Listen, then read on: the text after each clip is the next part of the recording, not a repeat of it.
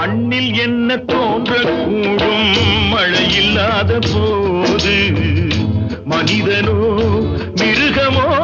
தாயில்லாமல் ஏது மண்ணில் என்ன தோன்றக்கூடும் மழை இல்லாத போது மனிதனோ மிருகமோ தாயில்லாமல் ஏது அன்னை சொன்ன வார்த்தை என்று நினைவில் வந்தது